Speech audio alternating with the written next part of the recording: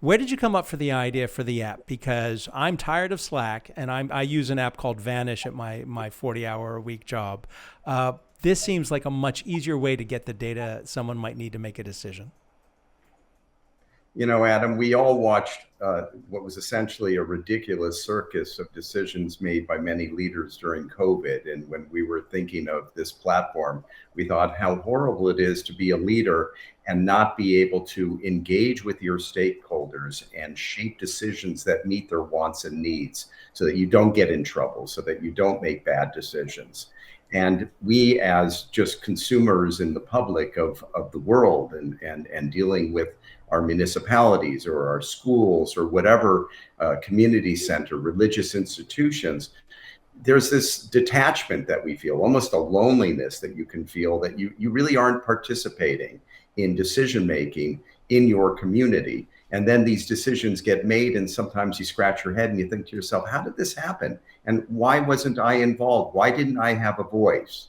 And so what we've tried to do is close that loop so that the leader, the admin, whoever it is who's subscribing to the platform, the Our platform is what it's called, is able to then engage with whatever group of stakeholders they wish to, gather the feedback, and then make informed data-driven decisions on the basis of what they're hearing from the community. So we've got two leaders who are using the app in just the way you've described it. Catherine, what attracted you to take on Ourco, and how are you using it in Claremont Village marketing? Because how many people are being surveyed or being asked to weigh in on decision making when you use the app?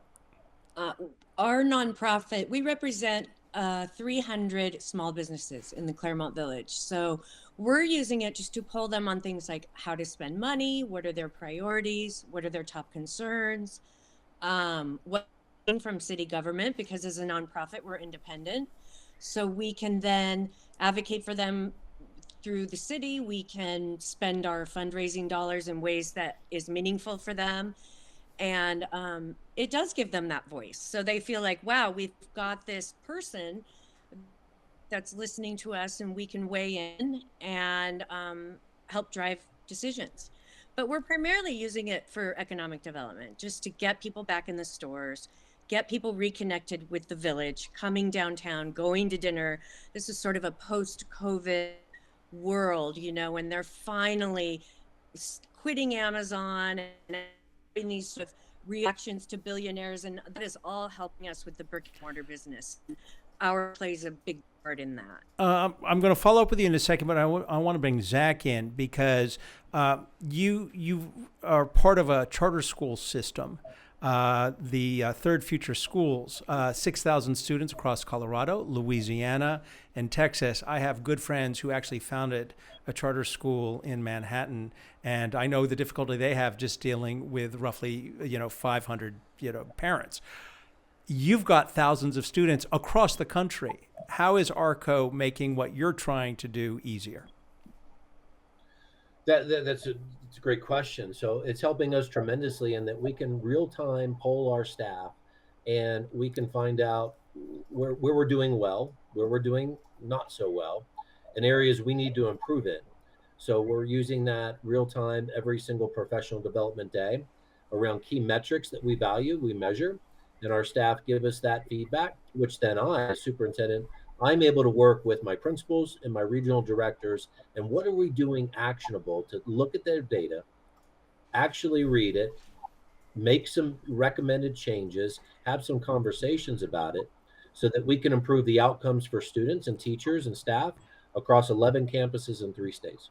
Zach, do you have an example you can just share with me, or a story about before Ourco, it would have taken weeks to send out the mailers, and with Ourco, this is what we did? Yeah, we do. I have a couple of examples. So, we used to just do 2 surveys a year, December to May, and that was held. I was evaluated on that and how staff feel. And, working with Jonathan and his expertise and his guidance, I hope I've done a better job this year, especially where we're really working with our teachers every single professional development day. So we have 14 per year. And so I'm able to look at that data. Here's a great example. student discipline. Is student discipline handled consistently in my school? That's one metric I value. And the Ourco system has allowed us to evaluate that by our campus sites, by geographic location. So I can look at that. And then when I'm visiting schools, I can say, hey, Mr. Garza, what are we doing about this? Because they're not feeling it. So let's talk with teachers about this. It helps me guide my principals and directors in a better way so that our teachers and parents feel more supported. Catherine, what about you? I would imagine in the old world before Arco, they say there's strength in numbers, but if you can't unify everybody around the issue, where's the strength? Do you have a real world example for us? Yeah, I mean, more people, it was all kind of gossip and we weren't sure what people really cared about. And now we can actually say, what are your priorities? So this last summer, I asked, basically, we're having a public meeting. What are your top priorities? I gave them maybe 6 or 7 different options and was surprised. I thought it was going to be one thing and it was another. It was homelessness. So they were most concerned. And we don't really have like a rampant homeless issue in Claremont, but for the store owners, they felt like they were having some interruption in helping their customers, and there was just their employees were scared to walk to the car, and this was not a major issue in the town that everyone was talking about. So learning that the businesses were most concerned about that, that was surprising to me. So, but it helped us. We invited the police in, and we had a public meeting, and everybody got to talk about it. And we got additional patrols at dawn and dusk. And I mean, there was real action that came from that. Well, what you just pointed out, additional police patrols, which is what your constituents, the 300 who are all united by Arco, wanted. Jonathan, I've got to ask you, because I'm sitting here as someone who lives in New York City, and I'm thinking, wow, I would love to be able to get hold of Julie Menon, who is the representative in my area of New York City, because I got a thing or two to say. The potential for this, is anybody at the representative level of government looking at using this kind of device so that I can be one-on-one with the constituents? And if so, can you share where it's going? Yeah, so Adam, that is something that we really want to get to. And, as with any startup organization, there's only so much that we can do in the course of a day. So as we grow as an organization, the effort will be to get into as many communities as possible, because what essentially we built is a form of direct democracy, safe direct democracy, because the Our platform is moderated.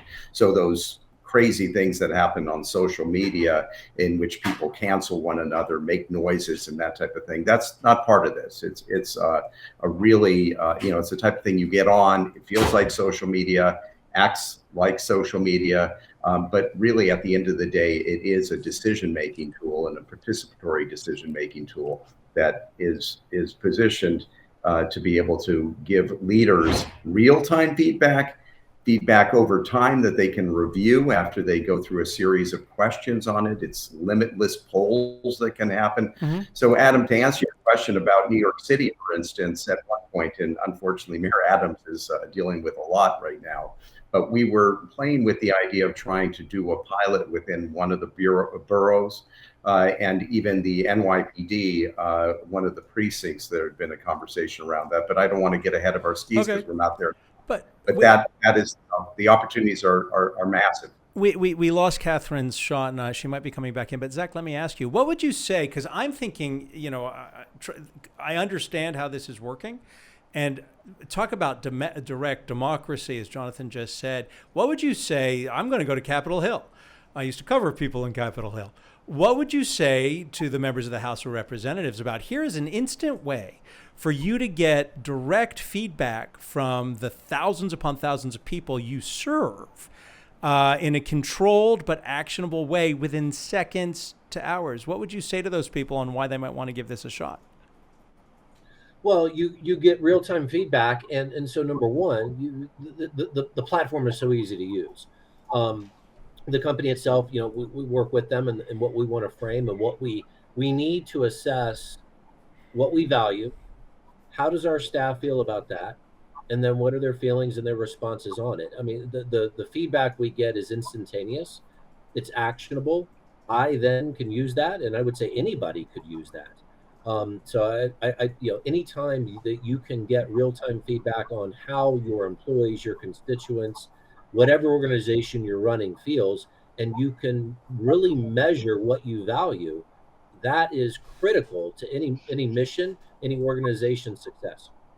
Jonathan, you don't have to name them, but has anyone from that kind of political Capitol Hill level inquired about how to maybe utilize the platform?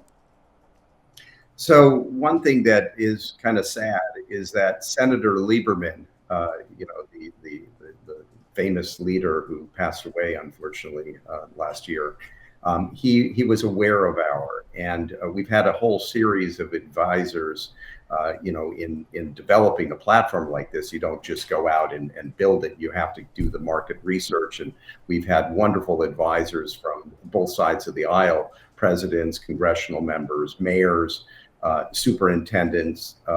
Zach's Third Future Schools has been wonderful to work with, because you get the insights from the real use cases that are happening with it and perfect the app. But you asked this question about politicians using it. Lieberman loved it because he saw it as a unifying platform, that you need to fight back at this polarization that is that's completely consumed the nation, and have a space in which people can at least weigh in and look at what they are feeling and moderate it, so it doesn't have that crazy situation in which the loudest voices are dictating policy, and then hopefully find what is an informed, maybe not consensus, but at least a clear majority, so that leaders like Zach and Catherine and national figures and state figures can actually make a decision and feel very confident about it, because they have the buy-in from the stakeholders to be able to make that decision. It would seem to me you've created a digital based town hall, which would remove, we've seen the videos of Republicans yelling at Republicans, Democrats yelling at the Democrats. You remove the yelling and you get the action. Let's wrap up with this. You're nodding your head, yes, Zach. What is the final thing you would want to say, and then I'll close with Jonathan, about the app and why people should consider using this? Well, so real simple. You're going to get real time feedback that you can make actions on. You can execute on. You can connect with your staff. You can connect with your parents. You hear that they know you hear their voice, and you're able to follow up on that, and you're able to improve the effectiveness of whatever organization you're running to get whatever outcomes that you value. You can't do that without feedback from critical stakeholders. And this allows us to do that. It allows me to report to, I have 23 board of directors in 3 different states and 4 different boards. It allows me to do that effectively, to make sure that I'm meeting the needs of everyone that we serve.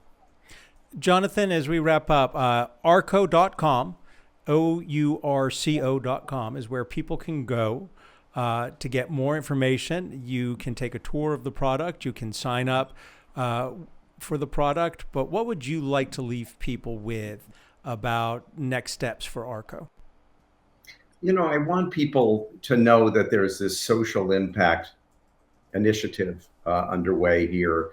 And we really want to meet people where they are so that they can engage with leaders, to give leaders that tool so they're not navigating blindly in making decisions, and to give citizens, business people, news media organizations, Adam, can use our, to give them that opportunity to engage and participate, because that's really what we want to have happen. And one of the things we like to say at Ourco is that Our is for change makers and people who care. So if you care and you want to participate and you can't make it to that town hall meeting and you're doing 2 jobs or busy, you have a way to contribute to your community. And that's the way it should be.